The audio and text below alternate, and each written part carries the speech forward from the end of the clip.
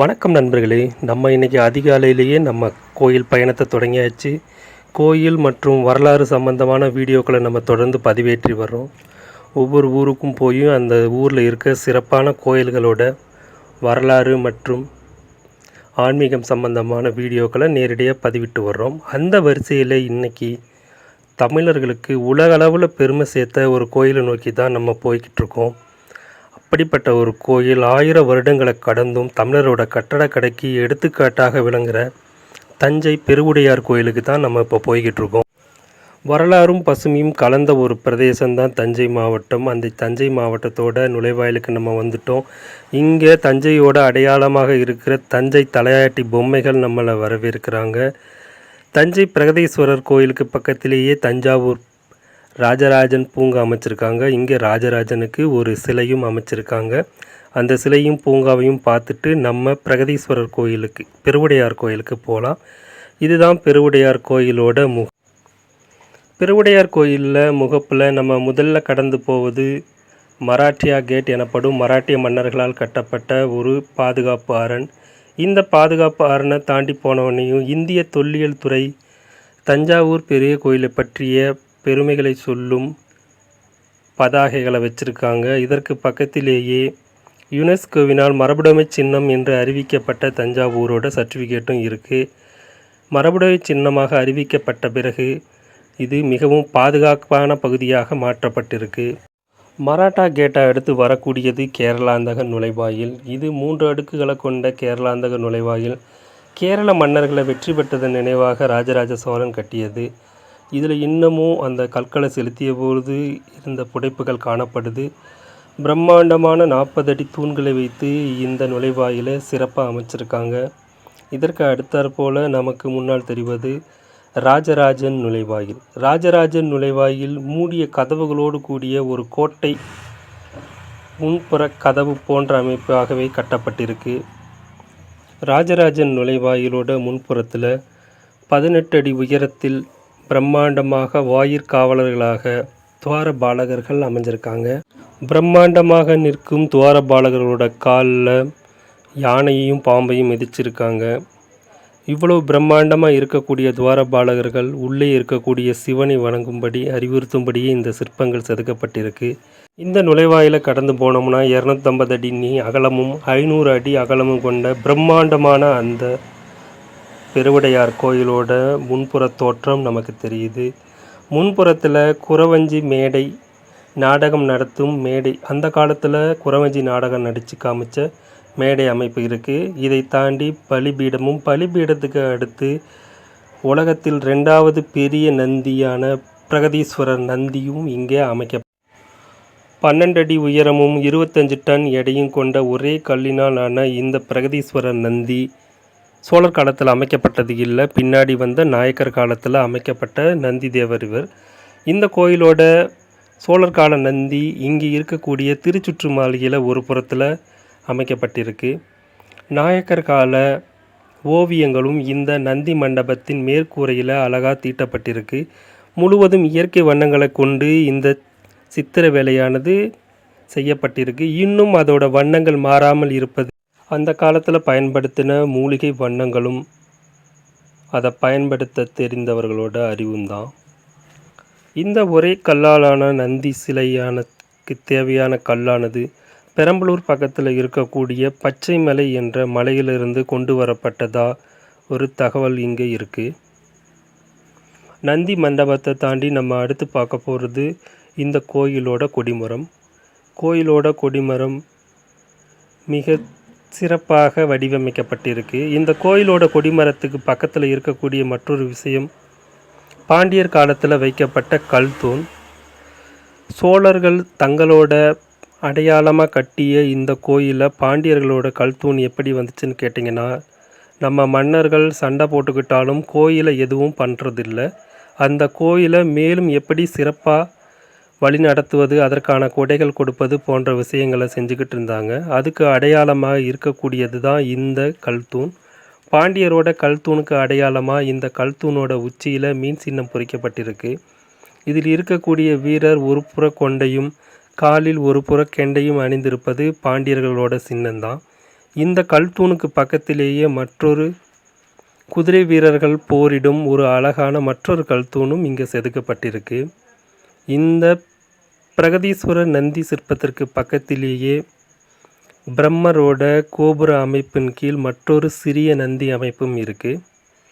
இந்த நந்தி பகவான் இடபதேவரை வணங்கிட்டு நம்ம நந்தி மண்டபத்துக்கு அடுத்து நம்ம பார்க்கக்கூடியது பிரம்மாண்டமாக இருக்கக்கூடிய அர்த்த மண்டபத்தின் உள்ள பிரகதீஸ்வரர் லிங்கம் அமைக்கப்பட்டிருக்கு. பெருவுடையாரோட லிங்கம் அமைக்கப்பட்டிருக்கு. பெருவுடையார் கோயிலோட நுழைவாயிலில் முகப்பு பகுதியில் வாயில் காவலர்களாக பிரம்மாண்டமான துவாரபாலகர்கள் காவல் காக்குறாங்க. கோயிலோட முகப்பு பகுதியின் 2 பகுதியில் ஒரு பகுதியில் அம்மனோட சிற்பமும் மறுபுறத்தில் விநாயகரோட சிற்பமும் இருக்குது. முன்பகுதியில் தற்சமயத்தில் அமைக்கப்பட்ட பைரவரோட சிற்பமும் இங்கே அழகுற இருக்குது. இவர்களை வணங்கிட்டு நம்ம பிரகதீஸ்வரரை வணங்க போகலாம். இங்கே இருக்கக்கூடிய பிரகதீஸ்வரர் லிங்கம்தான் உலகத்திலேயே மிகப்பெரிய லிங்கம் அப்படின்னு சொல்கிறாங்க. ஒரே கல்லினாலான லிங்கம். லிங்கத்தோட பானத்தின் உயரம் மட்டுமே 12 அடி. அதோட அடிவாரத்தில் இருந்து சேர்த்தோம்னா 18 அடியும், சுற்றி இருக்கக்கூடிய ஆவுடையார் 52 அடி அகலமும் கொண்ட ஒரு பிரம்மாண்டமான லிங்கமாகவே பெருவுடையாரை வணங்கிட்டு நம்ம கோயிலோட வெளிப்புறத்தில் இருக்கக்கூடிய மற்ற கடவுள்களோட சிற்பங்களை பார்க்கலாம். இந்திரன், வருணன் மற்றும் சிவன், விநாயகர் போன்றவரோட சிற்பங்கள் இங்கே பிரம்மாண்டமான முறையில் செதுக்கி வைக்கப்பட்டிருக்கு.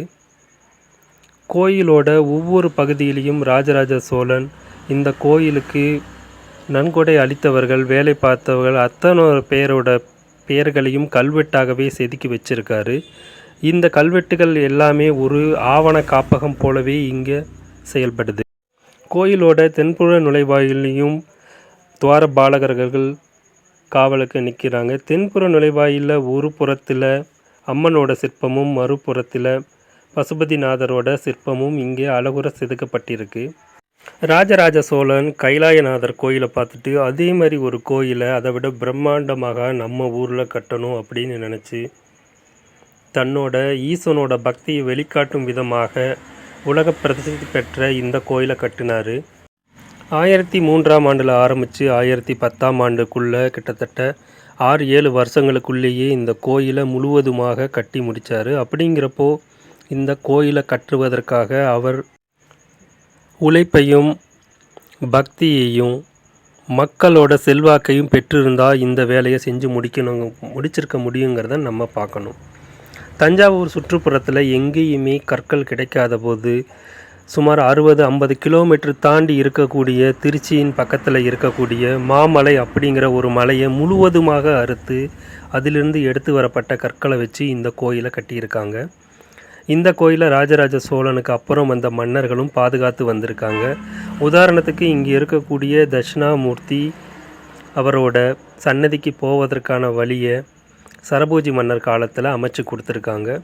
இந்த கோயிலில் இருக்கக்கூடிய சில உட்புற கோயில்களும் பல மன்னர்களால் கட்டப்பட்டு இந்த கோயில் சிறப்பான முறையில் பாதுகாக்கப்பட்டு வந்திருக்கு. கோயிலோட விமானம் 216 அடி உயரமும் மேல்புறத்தில் இருக்கக்கூடிய கோபுர விமான கலசம் 80 டன் எடையோடையும் இருக்கக்கூடியது. இந்த கோயிலில் உள்புறத்தில் இருக்கக்கூடிய இந்த விநாயகர் ஆலயமானது மராட்டிய மன்னர்களால் கட்டப்பட்டது. அதற்கு அடையாளமாக மராட்டிய சிற்பங்களும் படிக்கட்டுகளில் மராட்டிய எழுத்துக்களும் பொறிக்கப்பட்டிருக்கு. மூசிக வாகனத்தோட முன்புறத்தில் விநாயகர் மிக அழகுற அமர்ந்திருக்கும் ஒரு அற்புதமான கோயில் இது. இந்த கோயிலுக்கு இனி கோயிலோட பின்புறத்தில் இருக்கக்கூடிய சிற்பங்களை பார்க்கலாம். இங்கே கங்கோத்பவரோட சிற்பமும் லிங்கோத்பவரோட சிற்பமும் கங்காதனார் போன்றவர்களோட சிற்பமும் இருக்குது.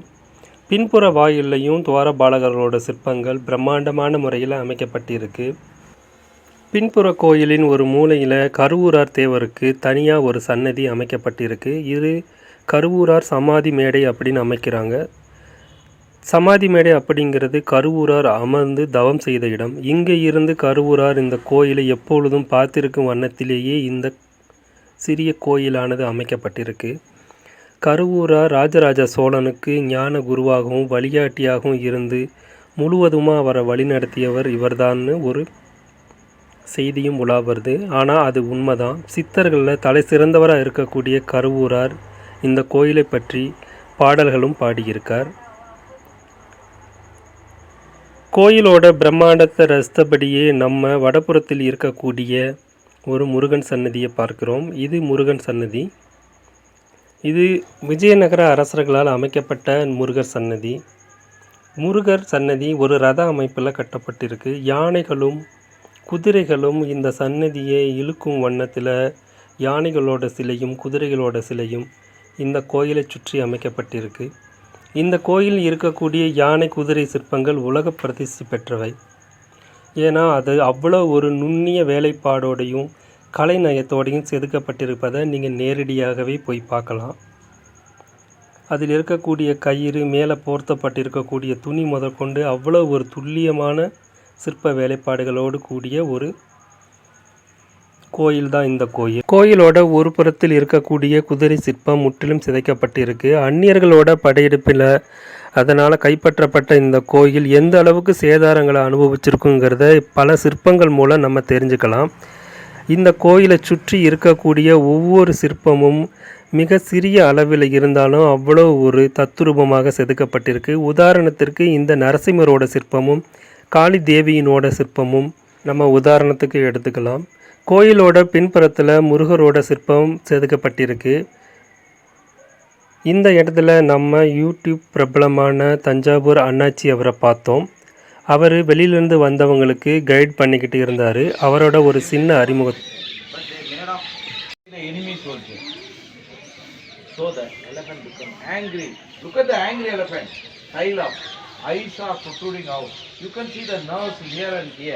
How we to hold a man to crush at the battlefield, crushing the man to kill at the battlefield.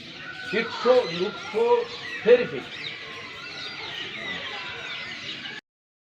வெளியிலேருந்து வந்திருந்தவங்களுக்கு கோயிலோட பெருமைகளை சொல்லிக்கிட்டு இருந்தார். அவர்கிட்ட கொஞ்ச நேரம் பேசிக்கிட்டு இருந்து நம்ம மறுபடியும் நம்ம வீடியோவை தொடர்ந்து எடுக்க ஆரம்பிச்சிட்டோம். முருகரோட சன்னதிக்கு முன்புறத்தில் துவார பாலகர்கள் அவ்வளோ ஒரு தத்துவபூர்வமாகவும் அவ்வளோ ஒரு பாலிசாகவும் செதுக்கி வைக்கப்பட்டிருக்காங்க. இங்கே இருக்கிற துவார பாலகர் மாதிரி அழகான துவார பாலகரை நான் எங்கேயுமே பார்த்ததில்லை. இங்கே இருக்கக்கூடிய யானை சிற்பங்கள் அதோட உணர்ச்சிகளோடு செதுக்கப்பட்டிருக்கு. அதுதான் இந்த சிற்பங்களோட சிறப்பான விஷயம். கோயிலோட ஒரு புறத்தில் காளி தேவியினோட சிற்பம் ஆக்ரோஷமாக செதுக்கப்பட்டிருக்கு. இது எந்த ஒரு விதத்திலையும் குறையாத அளவுக்கு மிக மிக அழகாக செதுக்கப்பட்ட ஒரு கோயில். போனால் இந்த கோயிலுக்கு கொஞ்சம் நேரம் ஒதுக்கி இந்த கோயிலை கொஞ்சம் பொறுமையாக பார்த்துட்டு வாங்க. கோயிலோட அபிஷேக தீர்த்தம் விழுகிற இடத்துல முருகப்பெருமானோட சிற்பம் செதுக்கப்பட்டிருக்கு. இங்கேருந்து பார்க்குறப்பையும் கோயில் அவ்வளோ ஒரு அற்புதமாக தெரியுது. இந்த முருகப்பெருமாள் சன்னதியை தரிசனம் பண்ணிவிட்டு நம்ம பிரகதீஸ்வரர் கோயிலோட வடக்கு புறத்தில் இருக்கக்கூடிய சிற்பங்களை பார்க்கலாம். வடக்கு புற நுழைவாயிலையும் துவாரபாலகர்கள் சிற்பம் பிரம்மாண்டமான முறையில் அமைக்கப்பட்டிருக்கு. இந்த வடக்கு புற நுழைவாயிலில் ஒரு முக்கியமான ஒரு விஷயம் இருக்குது. அது என்னங்கிறத நான் இப்போ சொல்கிறேன். இங்கே இருக்கக்கூடிய கற்கள் பல கிலோமீட்டரில் இருந்து கொண்டு வந்து கட்டப்பட்டதுன்னு சொல்கிறாங்க. அது எந்த வகையில் கொண்டு வந்து கட்டப்பட்டது அப்படிங்கிறத நம்ம ஒரு வீடியோவாக போடுவோம்.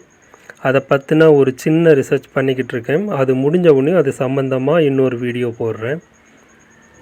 இப்போது கோயிலோட வடக்கு புற நுழைவாயிலுக்கு வந்துட்டோம். வடக்கு புற நுழைவாயிலின் ரெண்டு புறத்துலேயும் ஒரு புறத்தில் ஞான சௌவாம்பிகையோட சிற்பமும் மற்றொரு புறத்தில் சிவபெருமானோட சிற்பமும் செதுக்கப்பட்டிருக்கு. இந்த வடக்கு நுழைவாயிலோட வடக்கு புறத்தில் கீழே படிகளுக்கு கீழே ஒரு சிற்பம் அமைஞ்சிருக்கு. அது என்ன சிற்பங்கிறத நம்ம பார்க்கலாம். இது ஞான சௌவாம்பிகையோட சிற்பம். வடக்கு புற நுழைவாயிலுக்கு பக்கத்திலேயே சண்டிகேஸ்வரரோட தனி சன்னதி அமைக்கப்பட்டிருக்கு. சண்டிகேஸ்வரர் அப்படிங்கிறவர் கோயிலோட கணக்காளர், வரவு செலவு கணக்கு அனைத்தையும் பார்க்கக்கூடியவர் அவர் தான். வடக்கு புற நுழைவாயிலோட கீழே இருக்கக்கூடிய நான் சொன்ன சிற்பம் இதுதான். இது யாரோட சிற்பம் அப்படின்னு கேட்டிங்கன்னா இதுதான் ராஜராஜ சோழன், கருவூரார் தேவர் மற்றும் ராஜேந்திர சோழனோட சிற்பம். மக்கள் நடந்து செல்லும் படிக்கட்டுகளுக்கு கீழே வணங்கிய வண்ணம் இந்த கோயிலை தரிசிப்பவர்களோட பாதங்களை என்னோட திருவடியில் தாங்குவேங்கிற அர்த்தத்தோட ராஜராஜனோட சிற்பம் இங்கே செதுக்கப்பட்டிருக்கு. ராஜராஜனோட சிற்பத்தை மட்டும் இல்லாமல் இங்கே இருக்க கல்வெட்டு செய்திகளும் என்ன சொல்லுதுன்னா, இந்த கோயிலுக்கு சிறு சிறு உதவிகள் செய்தவர்கள் முதற்கொண்டு அத்தனை பேரோட பேர்களையும் இந்த கல்வெட்டில் ராஜராஜ சோழன் செதுக்கியிருக்காரு. இந்த கோயிலுக்கான பெருமை தன்னோடது மட்டும் இல்லை, தன்னோடு சேர்ந்த உழைத்த மக்களுக்கும் சேரட்டும் அப்படிங்கிற ஒரு நல்ல எண்ணத்தில் அனைவரோட பேரையும் இதில் சேர்த்துருக்காரு. இதுக்கப்புறம் கோயிலோட ஸ்தல மரமான வன்னி மரத்துக்கிட்ட போகலாம். வன்னி மரம் இந்த கோயிலோட ஸ்தல விருட்சம். ஸ்தல விருட்சத்தை தரிசனம் பண்ணிவிட்டு இதற்கு பக்கத்திலேயே இருக்கக்கூட வராகி அம்மனோட சன்னதிக்கு போகலாம். இந்த வராகி அம்மன் சன்னதி சோழர் காலத்து கோயில் அப்படின்னு சொல்கிறாங்க. ஏன்னா 2 கைகளோட வராகி அம்மன் இருப்பது ரொம்ப அபூர்வமான விஷயம். வராகி அம்மனை தரிசனம் பண்ணிவிட்டு நம்ம திருச்சுற்று மாளிகையை பார்க்கலாம். திருச்சுற்று மாளிகையில் ஆரம்பத்திலேயே இருக்கக்கூடியது இது நந்தி தான். இதுதான் சோழர் காலத்தில் இங்கே முன்னால் வைக்கப்பட்டிருக்கக்கூடிய நந்தி. இந்த நந்தி பகவான் அதாவது இடபதேவரை வணங்கிட்டு நம்ம திருச்சுற்று மாளிகை, அதாவது பக்தர்கள் கோயிலை வெயில் மலையிலிருந்து பாதுகாக்கும் வண்ணம் கட்டப்பட்ட திருச்சுற்று மாளிகை. திருச்சுற்று மாளிகைக்கு முன்னாடியே இந்த கோயிலோட தீர்த்தமான தேரை கிணறு அப்படிங்கிற ஒரு கிணறு இருக்குது. இது மிக ஆழமான ஒரு கிணறு. இதுதான் திருச்சுற்று மாளிகை. திருச்சுற்று மாளிகையில் உட்புறத்தில் பல சிறிய தெய்வங்களும் மற்றும் 264 லிங்கங்களோட பிரதிஷ்டை செய்யப்பட்ட ஒரு அமைப்பும் பல்வேறு சித்திரங்களும் இங்கே இருக்குது. இங்கே இருந்து பார்க்குறப்போ அந்த பெருவுடையார் கோயிலோட கோபுரமும் மற்றும் விமானமும் அவ்வளோ ஒரு அழகான ஒரு காட்சியாக இருக்குது. இந்த கோயில் அடுக்கடுக்காக கட்டப்பட்டதில்லை, பிரமிடு அமைப்பில் கட்டப்பட்டது. ஒரு குவளையே திருப்பி கவித்தினா உள்கூடு தனியாக இருக்கும். அதோட பக்கச்சுவர்களில் கற்களை ஒன்றன் பின்னாக ஒன்றாக அடுக்கி அது ஒன்றின் மேல் ஒன்று வைக்கும் பொழுது அந்த உராய்வினாலேயே இந்த கட்டிடம் வலுப்பெறும் வகையில் கட்டப்பட்டிருக்கு. இதோட தொழில்நுட்பம் இப்போ வரைக்கும் கண்டுபிடிக்க முடியாத ஒரு அளவிலேயே இருக்குது. இந்த திருச்சுற்று மாளிகையின் பல்வேறு கல்வெட்டுகள் பல்வேறு அரசர் காலத்தில் கல்வெட்டப்பட்ட பல்வேறு மொழிகளில் இருக்குது. உதாரணத்திற்கு இந்த கல்வெட்டு மராட்டிய மொழியில் கல்வெட்டப்பட்டிருக்கு. திருச்சுற்று மாளிகையின் ஒரு புறத்தில் ராஜராஜன் அரண்மனையிலிருந்து எடுக்கப்பட்ட பிரம்மாண்டமான ஒரு கல்லை துண்டு துண்டாக உடைச்சிட்டாங்க. அதை இங்கே பாதுகாப்பு பண்ணி வச்சுருக்காங்க. போனால் பாருங்கள், இது ராஜராஜ சோழன் அரண்மனையில் இருந்து எடுக்கப்பட்ட ஒரே துண்டான கல். இந்த கோயிலோட உற்சவர் தியாகராஜர். தியாகராஜரோட வாகனமான மான், ரிஷபம், யானை போன்றவையும் இந்த திருச்சுற்று மாளிகையில் தான் வைக்கப்பட்டிருக்கு. இது முழுக்க முழுக்க வெள்ளியினால் செய்யப்பட்ட வாகனங்கள். இந்த கோயிலோட வாகனங்கள் மட்டுமில்லை, மேற்கூரையுமே முழுவதும் தங்கத்தால் வேயப்பட்டு தான் இருந்துச்சு. ஆனால் எதிரிகள் மற்றும் அயல் படையெடுப்பினால் அது முற்றிலும் சூறையாடப்பட்டு கோயில் சிதலம் பண்ணப்பட்டு பல போராட்டங்களை தாண்டி மக்களோட ஆதரவுனால் இந்த கோயில் மறுபடியும் எழுந்து வந்திருக்கு. ராஜராஜ சோழன் இந்த கோயிலை ஒரு கருவூலமாகவும் தன்னோட படைகளோட முக்கிய ஆலோசனை செய்யும் இடமாகவும் மிக மிக பாதுகாக்கப்பட்ட ஒரு இடமாகத்தான் பயன்படுத்தி வந்திருக்காரு. இந்த வாகனங்களை பார்த்ததுக்கப்புறம் 264 லிங்கங்கள் ஒரே இடத்துல வைக்கப்பட்டு வழிபாடு செய்யப்பட்டு வருது. இதுதான் அந்த இடம். இந்த இடத்துல இருக்கக்கூடிய லிங்கங்களை வணங்கிட்டு நம்ம திருச்சுற்று மாளிகையில் பார்க்கக்கூடிய ஒரு முக்கியமான விஷயம் அங்கே இருக்கக்கூடிய ஓவியங்கள் தான். இந்த வண்ணங்கள் அனைத்தும் இயற்கையான மூலிகைகளை கொண்டு இயற்கையான பொருட்களை கொண்டு வரையப்பட்ட ஓவியங்கள். இந்த ஓவியங்கள் சோழர் காலத்தில் வரையப்பட்ட ஓவியங்கள் மட்டும் இல்லாமல் அதற்கு பின்னால் வந்த அரசர்கள் கால நாயக்கர் கால ஓவியங்களும் இங்கே இருக்குது. சோழர் ஓவியங்களுக்கு மேலேயே அவங்க ஓவியம் தீட்டுறதுனால பல சோழ ஓவியங்கள் மறைக்கப்பட்டிருந்தது. பல வருடங்களுக்கு பின்னால் தான் அது கண்டுபிடிக்கப்பட்டது. 1000 வருடங்களை தாண்டியும் அந்த ஓவியங்கள் இன்னும் அழகாக அதே வண்ணத்தோடு காட்சி தருது. கோயிலோட சுற்றுப்புறத்தில் சிவபுராணம் மற்றும் சிவனோட நடனங்கள் பற்றிய ஓவியங்கள் தான் அத்தனையும் வரையப்பட்டிருக்கு. அதோட வண்ணங்கள் 1000 வருடங்களை கடந்தது அப்படின்னு நினைக்கும்பொழுது ரொம்ப ஆச்சரியமான ஒரு. இந்த திருச்சுற்று மாளிகைக்கு இன்னொரு பெருமையான விஷயம், ராஜராஜ சோழன் இதற்கு தன்னோட தலை சிறந்த தளபதிகள் ஒருத்தரோட பேரை தான் வச்சுருக்காரு. தன்னோட மனைவி மற்ற பிள்ளைகளோட பேரை வைக்கலை. தனக்கு உறுதுணையாக இருந்த ஒரு தளபதி ஒருத்தரோட பேரை தான் இந்த திருச்சுற்று மாளிகைக்கு வச்சுருக்காரு. நம்ம இதை சுற்றி முடித்ததுக்கப்புறம் வடக்கு புறத்தில் வெளியில் வந்துட்டோம். வடக்கு புறத்தில் இருந்து கோயிலை பார்க்குறப்போ அவ்வளோ பிரம்மாண்டமாக இருந்தது. இதுதான் அந்த திருச்சுற்று மண்டபத்தோட அமைப்பு. மக்களின் வசதிக்காக எவ்வளவு பாதுகாப்பான ஒரு முறையில் கட்டியிருக்காங்கங்கிறத நம்ம இதிலிருந்து தெரிஞ்சுக்க முடியும். மதில் சுவர்களின் மேலே முழுவதும் நந்தீஸ் பகவானை பிரதிஷ்டை பண்ணி ஆயிரக்கணக்கான நந்திகளை பிரதிஷ்டை பண்ணி வச்சுருக்காங்க. வடக்கு புறத்தில் இருந்து கோபுரங்களை நம்ம பார்க்க முடியுது. இந்த அர்த்த மண்டபம் 2 அடுக்குகளாக இருந்தது. பின்னால் சிதைக்கப்பட்டு ஒரு அடுக்கு மட்டும்தான் இப்போது எஞ்சி இருக்குது. வடக்கு புறத்தில் 2 சன்னதிகள் இருக்குது. முதல்ல நம்ம பார்க்க போகிறது அம்மன் சன்னதி. இந்த அம்மன் சன்னதியை பற்றி பல்வேறு கதைகள் இருக்குது. இது சோழர் காலத்தில் கட்டப்பட்டது இல்லை, பாண்டியர் காலத்தில் கட்டப்பட்ட அம்மன் சன்னதி. இதுவும் முழு கருங்கற்களால் கட்டப்பட்ட ஒரு அம்மன் சன்னதி தான். அம்மன் சன்னதியோட கதை என்னென்னா, சிவகங்கை மாவட்டத்தில் இருக்கக்கூடிய ஒரு தோட்டத்தில் இருந்து எடுத்து வரப்பட்ட அம்மன்னு சொல்கிறாங்க. நாயக்கர் காலத்தில் அழிக்கப்பட்டு மறுபடியும் வைக்கப்பட்ட அம்மன் அப்படின்னு பல கதைகள் இந்த அம்மன் சன்னதிக்கு இருக்குது. இங்கே இருக்க அம்மன் பெரிய நாயகி அம்மன். அம்மனை தரிசனம் பண்ணிவிட்டு நம்ம வெளியில் வரப்போ இந்த கோயிலோட இன்னொரு சிறப்பு விஷயமான ராஜராஜ சோழன் குளியல் தொட்டி அப்படிங்கிற ஒரு அமைப்பை பார்த்தோம். இந்த அமைப்பு இந்த கோயிலில் 3 இடத்துல இருக்குது. அம்மன் சன்னதிக்கு பக்கத்திலேயே நடராஜர் சன்னதி இருக்குது. முழுவதும் வெண்கலத்தாலான பிரம்மாண்டமான நடராஜர் சன்னதி, நடராஜர் சிற்பம் இங்கே வைக்கப்பட்டிருக்கு. இந்த கோயிலாக மட்டும் இல்லாமல் ஒரு பாதுகாப்பான அரண்களால் சூழப்பட்ட கருவூலமாகவே அந்த காலத்தில் செயல்பட்டிருக்கணும். 3 பாதுகாப்பு மதில் சுவர்களையும் ஒரு பிரம்மாண்டமான அகழியும் கொண்ட ஒரு மிக பாதுகாப்பான ஒரு விஷயமாக தான் சோழர்கள் இதை கட்டியிருக்காங்க.